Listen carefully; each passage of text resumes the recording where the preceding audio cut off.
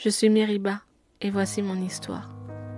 L'effet boomerang de mes souvenirs est arrivé suite au visionnage d'un reportage sur les abus sexuels. J'avais 24-25 ans. Le reportage m'a donné un dégoût profond, puis plus tard dans la soirée, une sensation écœurante m'a rappelé que j'avais été victime aussi.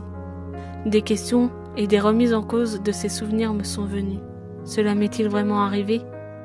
Mais des détails, des sensations de dégoût, des lieux m'ont confirmé que cela était bien réel. À mes 7-8 ans, un oncle a abusé de ma tendre enfance. À cet âge-là, je sentais que ce n'était pas bien. Mais chut, surtout pas de bruit, pas de vagues dans la famille et la communauté. La sexualité, c'est un sujet très tabou. Jamais on en parle.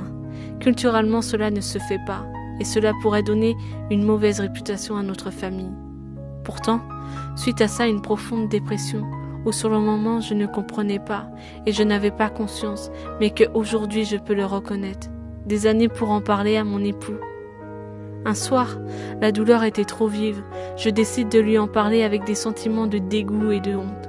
Il a su trouver les mots. Non, ce n'est pas ma faute, j'ai été victime. À ce même moment, je découvrais la foi chrétienne, qui, par la lecture de la Bible, a soulagé ma douleur et m'a sauvée de cette dépression. Vous, famille, et toi, victime, brisez ce tabou culturel. Combien de dépressions, de mal-être, de vies brisées seront sauvées si les familles parlaient? En oubliant cette culture de déni, et si on pouvait parler librement de ces sujets? Aujourd'hui, parle-en autour de toi, à ta famille, à tes proches, à ton conjoint. Tu es une victime de ces tabous.